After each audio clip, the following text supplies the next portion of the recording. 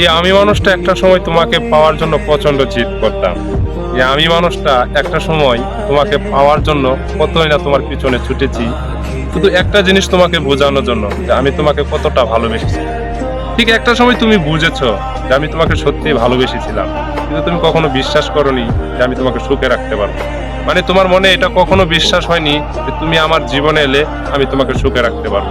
মানে তোমার তোমার চিন্তা ধারণাটা এমনই ছিল যে আসলে সত্যিকারের ভালোবাসা দিয়ে কখনো জীবনে সুখী হওয়া যায় না। তবে তোমাকে ভালোবেসে আমি এই জিনিসটা বুঝলাম, হয়তো তোমাকে এই জীবন আমি পাবো না কিংবা তোমাকে পাওয়া হবে না, কিন্তু তোমাকে ভালোবেসে আমি একটা শিক্ষাই পেলাম, আসলে সত্যিকারে ভালোবাসলেই যে মানুষ তার জীবনে আসবে কিংবা কাউকে প্রচন্ড ভালোবাসলেই সে মানুষটি আপন হবে এমনটা না। যেমন কাউকে ভালোবেসে পাওয়ার জন্য যেমন সৃষ্টিকর্তা তার কপালে লিখতে হয় সেই ভালোবাসা মানুষটিকে, ঠিক সেরকমই বাস্তবতার কাছে সেই প্রিয় মানুষটিকে পাওয়ার জন্য প্রচুর অর্থ কিংবা কেরিয়ার দরকার।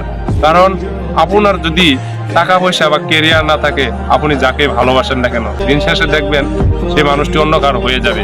যদি সেই মানুষটি আপনার চোখে সুন্দর হয়, অবশ্যই অন্যজনের চোখেও সেই মানুষটি সুন্দর। তাই প্রিয় মানুষ চয়েস করার আগে নিজেও অবশ্যই প্রিয় হতে হবে। যেমন আপনি যদি সবার কাছে প্রিয় হতে পারেন, অবশ্যই দেখবেন একজন না একজন আপনার জন্য উপযুক্ত হবে। তাই আমি মনে করি কাউকে পাওয়ার আগে নিজেকে এমনভাবে উপযুক্ত করে তুলেন যেন মানুষ আপনার পাশে থাকার জন্য সবসময় চেষ্টা করে কিংবা আপনার পাশে থাকে। মানুষ স্বার্থ ছাড়া পাশে থাকে না, এটা ঠিক। দেখেন আপনি একটা মানুষকে ভালোবাসবেন, একটা মানুষের পিছনে ছুটবেন, সেই মানুষটি আপনার চাইতে যদি বেটার জীবন সঙ্গী পাই, দিন শেষে কিন্তু আপনাকে ছেড়ে যাবে, কারণ সে বাকিটা জীবনের ওখানে হচ্ছে প্রশ্ন। ভালোবাসা দিয়েই সবকিছু জয় করা যায় না। কিছু ক্ষেত্রে ভালোবাসা টাকার কাছেও হেরে যায়, কিছু ক্ষেত্রে ভালোবাসা লোকদের কাছেও হেরে যায়। এটাই মেনে নিতে হবে, আর এটাই বাস্তবতা।